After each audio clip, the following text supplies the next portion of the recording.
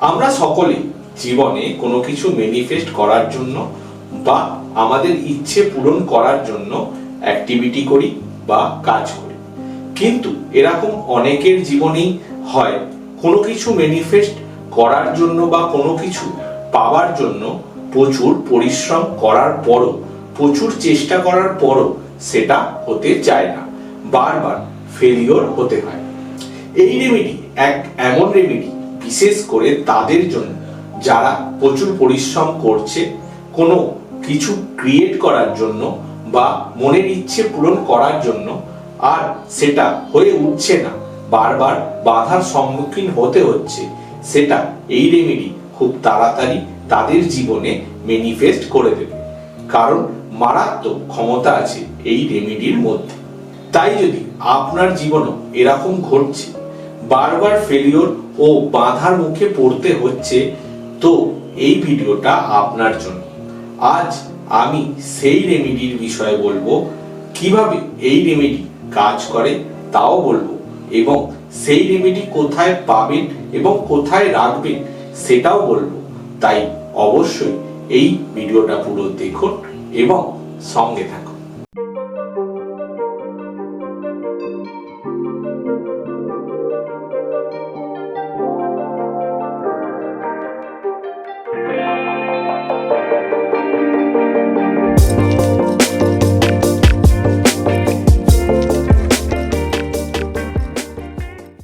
নমস্কার, অ্যাডভান্স বাস্তু কলকাতার তরফ থেকে আপনাদেরকে স্বাগত।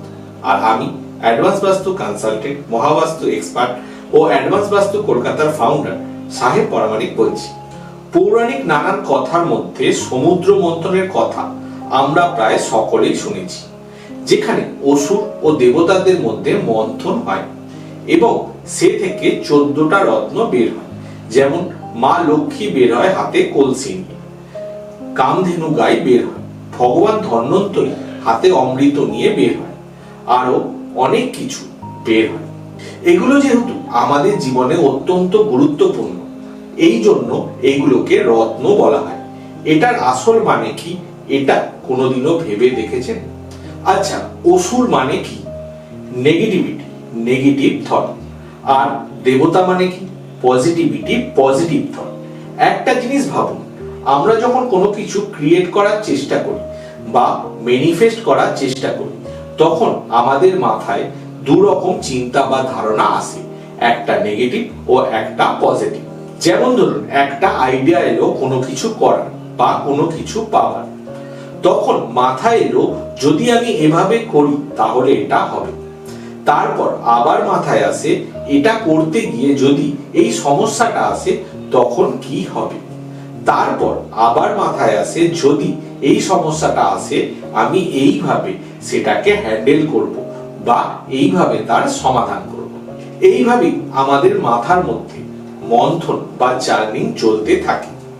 তার মধ্যে থেকে একটা সলিউশন বা সঠিক আইডিয়া বেরিয়ে আসে, আর সেটাই হয় ভ্যালুয়েবল, আর সেটাকেই রত্ন বলা হয়েছে। সমুদ্র মন্থন সত্যি হয়েছে না কাহিনী আমি জানি না, কিন্তু যদি ভেবে দেখেন তো এটা প্রতিক্ষণ প্রতি মুহূর্ত চলা আমাদের মনের ভাব। আমাদের প্রপার্টিতে একটা জোন আছে, ইস্ট সাউথ ইস্ট। এই জোন ইস্ট মানে পূর্ব ও সাউথ ইস্ট মানে দক্ষিণ পূর্বের মাঝখানে থাকে। ইস্ট মানে পূর্ব দিক, 5টা যে এলিমেন্ট আছে, জল, বায়ু, অগ্নি, পৃথিবী ও আকাশ, তার মধ্যে বায়ু তত্ত্বের মধ্যে পড়ে। এবং সাউথ ইস্ট দক্ষিণ পূর্ব অগ্নি তত্ত্বের মধ্যে পড়ে। ইস্ট মানে বায়ু তত্ত্ব, আমাদেরকে জ্ঞান ও নলেজ দেয়। আর অগ্নি মানে সাউথ ইস্ট, এই জ্ঞানকে ম্যানিফেস্ট করায় যেটা আমরা ও থেকে করতে চাই। এই দুই জোনের বা দুই এলিমেন্টের মাঝে ইস্ট সাউথ ইস্ট জোন, এই জোন চার্নিং করায় বা মন্থন করায়। তাই এই জোনকে চার্নিং বা মন্থনের জোন বলা হয়। আর এই জোনে যদি আমরা একটা সমুদ্র মন্থনের ছবি বা পিকচার লাগাই, তাতে আমরা যেটা চাই সেটা ম্যানিফেস্ট করে দেবে, বা আমরা যেটা চাই সেটা আমাদের দিয়ে দেবে। বিশ্বাস করুন, যেসব ক্লায়েন্ট প্রচুর এফোর্ট করছে বা চেষ্টা করছে কিছু ক্রিয়েট করার বা ম্যানিফেস্ট করার আর বারবার বাধার সম্মুখীন হচ্ছে, করতে পারছে না, আমি তাদেরকে এই রেমেডি অবশ্যই সাজেস্ট করি এবং আমার নিজের অফিসেও এই রেমেডি বা সমুদ্র মন্থনের ছবি লাগানো আছে। আর আমি ও আমার ক্লায়েন্টরা এ থেকে অনেক উপকৃত হয়েছি, লাভবান হয়েছি। তাই যদি আপনার মনে হয় আপনিও কোনো কিছু পাওয়ার জন্য বা কোনো কিছু ক্রিয়েট করার জন্য প্রচুর পরিশ্রম করছেন কিন্তু সেটা হচ্ছে না, বারবার বাধার মুখে পড়তে হচ্ছে, অথবা আপনি চান যেটা করতে সেটা খুব স্মুথলি হোক, তাহলে অবশ্যই এই সমুদ্র মন্থনের ছবি আপনার বাসস্থান ও কর্মস্থানে ইস্ট সাউথ ইস্ট জোনে লাগান। এই রেমেডি করার আগে কিছু কিছু জিনিস অবশ্যই লক্ষ্য রাখবেন। এই সমুদ্র মন্থনের ছবি আপনারা ইন্টারনেট থেকে পেয়ে যাবেন। দেখবেন ছবিটা যেন খুব সুন্দর হয় ও সবকিছু যেন সঠিক থাকে, এবং সেই ছবিটা ডাউনলোড করে প্রিন্ট করে ব্রাউন ফ্রেমে ফ্রেম করবেন, ব্ল্যাক বা অন্য কালারের না, এবং ইস্ট সাউথ ইস্ট আপনার বাসস্থান বা কর্মস্থান সঠিকভাবে ভেরিফাই করে ওখানে দেওয়ালে টাঙিয়ে দেবেন। ব্যাস, তাহলেই হবে।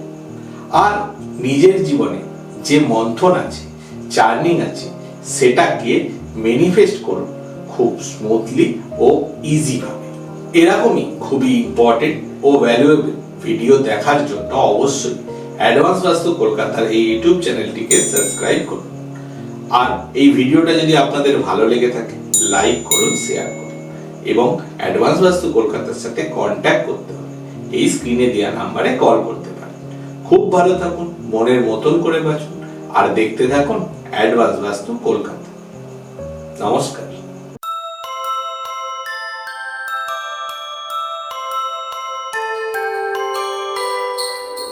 ধন সুখ সমৃদ্ধির মানে অ্যাডভান্স বাস্তু কলকাতা আপনার মনের মতন করে যান।